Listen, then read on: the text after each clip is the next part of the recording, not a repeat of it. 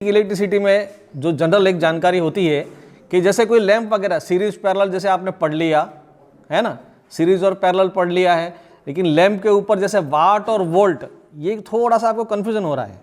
वाट और वोल्ट में जैसे मेरे पास में अलग अलग तरह के ये लैंप है, जिसकी कैपेसिटी अलग है। जैसे ये 200 वाट का लैंप है, ये 60 वाट का लैंप है, एक 25 वाट का लैंप है, ठीक है ना।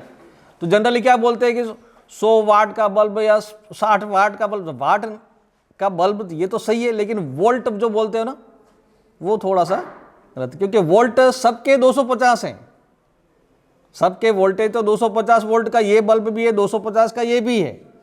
वाट कैपेसिटी इसकी 200 वाट है, ये आपका 60 वाट है, और एक लैंप आपका ये 25 वाट का है, ठीक है। इन सब में प्रतिरोध का मान अलग अलग है। इसके अंदर जो टंगस्टन का जो फिलामेंट है टंगस्टन का ही बनता है, तो ये टंगस्टन के जो फिलामेंट है उसकी रेजिस्टेंस कैपेसिटी सबकी अलग अलग है, उसके आधार पर वाट निर्धारित की जाती है। वाट इस तरह से ये पावर है ये, ठीक है। तो सीरीज में जैसे आपने पढ़ लिया, ठीक है, सीरीज में हमने पढ़ लिया है कि वोल्टेज का बंटवारा अलग अलग होता है, ठीक है, वोल्टेज अलग अलग होते हैं, और वो वोल्टेज ड्रॉप जो होते हैं वो वाट कैपेसिटी के आधार पर होते हैं, मतलब रेजिस्टेंस के आधार पर वोल्टेज ड्रॉप होते हैं। V बराबर I इंटू आर करते हैं। तो एक बार में 2 होल्डर का एक सीरीज का जो एक जोड़ा बना के अपन देखें, 230 वोल्ट के बल्ब हैं, उसको टेस्ट करना है। 3 फेज में टेस्टिंग करने के लिए जाना है, काम अपना यही है, 3 फेज में टेस्टिंग करने जाना है। हमारे पास में मीटर वगैरह है नहीं, तो हम क्या करेंगे, हमारे पास लैंप हैं तो 2 लैंपों की सीरीज करनी है, ठीक है ना। 440 वोल्ट हमें मालूम है कि 2 फेजों के बीच में वोल्टेज होते हैं 440 वोल्ट। अब 440 वोल्ट पर चाहे अपन ये 200 वाट का बल्ब लगा दो तो भी फूट जाएगा, क्योंकि ये इसकी कैपेसिटी 250 वोल्ट है।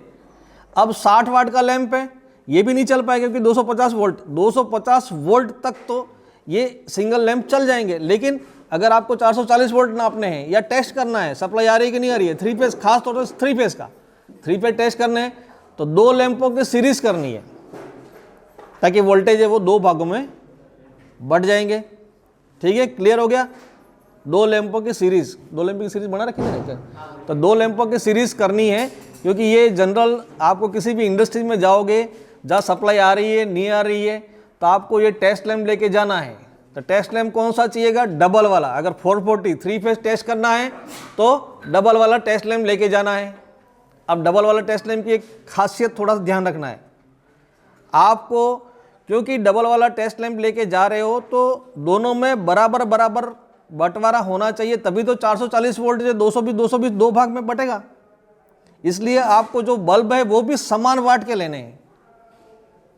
अगर आप 60 का एक बल्ब आपके पास में 60 का है ना, एक 100 का है, तो वो डबल टेस्ट लैंप नहीं काम का, उसमें आपका एक बल्ब फ्यूज हो जाएगा। अब कौन सा बल्ब फ्यूज होगा, 60 और 100 का ले लिया तो कौन सा बल्ब फ्यूज होगा वो भी अपन देखेंगे कि कौन सा बल्ब फ्यूज होगा। फ्यूज करना नहीं, लेकिन पहले एक बार आपको बता दें कि 60 और 100 का अगर ले लिया तो जो ज़्यादा, हाँ डबल वाला टेस्ट लैंप है, ठीक है।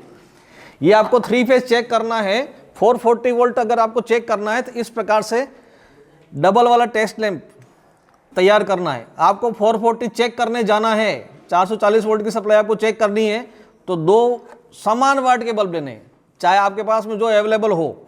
अगर 60 के हैं तो 60 वाट के दोनों लेने हैं, अगर 100 वाट के हैं तो दोनों 100 वाट के होने चाहिए, 200 के हैं तो दोनों 200 के होने चाहिए, ठीक है। तो क्या होगा, इसमें वोल्टेज का बंटवारा हो जाएगा। अब अगर मान लो इन दोनों को मैं 440 देता हूँ, 440 वोल्ट देता हूँ, तो 220 दोनों में जाएंगे और बल्ब सही सलामत चलेंगे, ठीक है। आपको अगर देखना है, अब अपन सिंगल फेज पे एक प्रैक्टिकल ये भी करके देख लेते हैं कि एक 100 का एक 60 का लगाएंगे तो 220 वोल्ट देते हैं, तो बंटवारा अलग अलग हो जाता है। ये तो सीरीज का नियम आपने पढ़ा भी होगा, प्रैक्टिकल भी कर लिया होगा, ठीक है। कर लोगे ऐसे, 440 टेस्टिंग करना है तो कर भी लोगे। अब दूसरी बात आती है, ये तो सीरीज का नियम हो गया। अब अपने माना कि हमको एक बैटरी को चार्ज करना है, अभी फिलहाल जो अपने जो सेटअप कर रखा है वो हमें आवश्यकता पड़ गई, क्योंकि अपने प्रैक्टिकल करना था, बैटरी चार्ज नहीं है। अब चार्जर खराब हो गया, क्या करेंगे, बैटरी का चार्जर भी खराब हो गया, फिर फिर तो अपने को क्या करना पड़ेगा, बैटरी चार्ज करनी है। हमें ये मालूम है कि बैटरी चार्ज करने के लिए डीसी सप्लाई आपको चाहिए, ठीक है ना, बैटरी को चार्ज करने के लिए आपको डीसी सप्लाई चाहिए।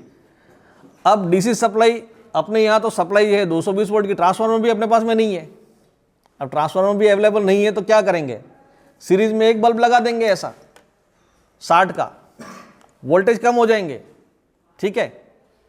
और अगर मान लो फिर थोड़ी देर धीरे धीरे बैटरी चार्ज होगी तो अपन ये बल्ब चेंज कर देंगे, या तो 200 का लगा दो तो थोड़ा सा करंट ज़्यादा जाएगी। फिर मानो कि अभी 200 से भी ऊपर का अपने को चाहिए, रेजिस्टेंस और कम करनी है, तो फिर अपना नियम क्या हो गया, पैरेलल का। पैरेलल में लैंप जोड़ेंगे तो रेजिस्टेंस कम हो जाती है। 2 लैंप, अब 100 के 2 पैरेलल कर दो तो 200 के बराबर हो गया, 100 के 3 कर दो 300 हो गया। तो पैरेलल में कहाँ काम आएगा, उसकी रेजिस्टेंस कम करना और एम्पियर बढ़ाने के लिए। तो ये अपने पास में एक व्यवस्था हमने कर रखी है कि हमने ये 1 2 3 4 और 5 लैंप ले रखे हैं। ये 5 लैंप हमने लिए, ठीक है। और पांचों लैंपों को हमने एक स्विच लगा दिया, एक सबके साथ स्विच लगा दिया और सप्लाई के 2 तार यहाँ बाहर निकाल दिए। सभी पैरेलल में है। ये पूरा जो लैंप का जो जोड़ा है वो पैरेलल में है। हमें बैटरी चार्ज करनी है तो डीसी सप्लाई चाहिएगी, उसके लिए एक रेक्टिफायर बनाया। ये हमने एक रेक्टिफायर बना दिया, ब्रिज रेक्टिफायर, ठीक है ना, इसको कहते हैं ब्रिज रेक्टिफायर। तो जो 6 एम्पियर के डायोड, दो डायोड पैरेलल में कर दिए ताकि 12 एम्पियर तक करंट हम सहन कर सकें। इससे इसका उपयोग हम इतना कर सकें कि 12 एम्पियर तक भी अगर देवें तो बैटरी चार्ज हो जाएगी। अब बात आती है बैटरी की। भाई बैटरी को कितने एम्पियर पे चार्ज करना चाहिए हमें मालूम नहीं। बैटरी कितने वोल्ट की है तो 12 वोल्ट की। अब 12 वोल्ट लाने कैसे रहे, या तो ट्रांसफार्मर लगाओ, या ट्रांसफार्मर वगैरह नहीं है, अपनी लोकल व्यवस्था। ये लैंप सीरीज़ में अपने को मालूम है कि सीरीज़ में वोल्टेज बढ़ जाते हैं, ठीक है ना, तो सीरीज़ में हम लैंप लगा देते हैं, 1 2 3 4 लैंप ऐसे करके। और बैटरी जैसे आपने सीरीज़ में जोड़ी तो बैटरी का इंटरनल रेजिस्टेंस होता है, बैटरी का एक आंतरिक प्रतिरोध भी होता है। बैटरी के अंदर एक इंटरनल रेजिस्टेंस होता है, उसके अनुसार उसमें वोल्टेज ड्रॉप अपने आप हो जाएंगे। देखिए सीरीज़ का नियम है, अगर मैं यहाँ पर एक लैंप, जैसे ये 2 लैंप हैं, एक मैं 100 का लगा देता हूँ और एक 60 का लगाता हूँ, ठीक है, तो इसमें वोल्टेज किसके आधार पर जाएंगे, उसकी रेजिस्टेंस के आधार पर। तो 100 का है तो 100 के अकॉर्डिंग वोल्टेज जाएंगे, और 60 का है तो 60 के आधार पर उसमें वोल्टेज चले जाएंगे। बंटवारा तो हो जाएगा वोल्टेज का, सीरीज में वोल्टेज का बंटवारा तो हो जाता है, लेकिन वो वोल्टेज किस पर निर्भर करते हैं। ये 220 वोल्ट जैसे अपने लगाए तो इसमें 100 जाने चाहिए कि इसमें 150 जाएंगे, कि इसमें 60 जाएंगे, एक में 50 चले जाएंगे, एक में 150 जाएंगे, या दोनों में समान वाट के हैं तो दोनों में 110 जाएंगे, ठीक है ना। तो बैटरी आपने एक लगा रखी तो बैटरी का जो इंटरनल रेजिस्टेंस है उसके अकॉर्डिंग उसमें वोल्टेज चले जाएंगे, बाकी के वोल्टेज बल्ब में चले जाएंगे। तो ये थ्योरी अपन काम में ले रहे हैं इसकी, सीरीज में लैंप लगाने की। तो ये अपना सिस्टम है लैंप मेथड से बैटरी को चार्ज करना, ठीक है। तो एक अपने 12 वोल्ट की बैटरी है, वो बैटरी ले लेते हैं। रेक्टिफायर ये इसलिए कि बैटरी हमेशा डीसी पे चार्ज होती है, बैटरी को चार्ज करने के लिए डीसी सप्लाई चाहिए, एसी से बैटरी चार्ज नहीं हो सकती है ना। बाकी तो बैटरी का चैप्टर है, उसमें डिटेल दे ही रखा है। तो इधर जो है रेक्टिफायर, ये भी बनाना पहले एक बार बता ही चुके हैं, है ना। रेक्टिफायर कैसे बनाया जाता है, 4 डायोड लिए, ये ब्रिज रेक्टिफायर बना रखा है हमने। अब यहाँ पर एसी सप्लाई देंगे तो यहाँ अपने को डीसी मिलेगी, ठीक है। अब यहाँ पर आपको एसी सप्लाई जोड़नी है, ये दोनों तार हम साइड में कर लेते हैं। और ये जो डीसी सप्लाई आ रही है इसके सीरीज में करना है। ये तो सप्लाई सीधी नेगेटिव वाला सिरा वहाँ जोड़ दो, ठीक है। पॉजिटिव वाला जो सिरा है, पॉजिटिव के साथ सीरीज में ये लैंपों का जोड़ा, ये लैंपों का जोड़ा हम सीरीज में जोड़ देते हैं, एस सीरीज में जोड़ देते हैं ये, ठीक है। ये पॉजिटिव आया, इसका भी ये रेड कलर निकलता तो ये पॉजिटिव आ गया। अब बैटरी लाओ, साथ में हमें एक एम्पियर मीटर भी जोड़ना है, तो इसको हम एक एम्पियर मीटर सीरीज में जोड़ देते हैं। ये वायर छोटा फट गया ये है, थोड़ा सा वायर, बैटरी ले लो, एक बैटरी ले लो, सप्लाई जोड़ो और इसके साथ जो है चार्ज नहीं है तो चार्ज तो करनी है,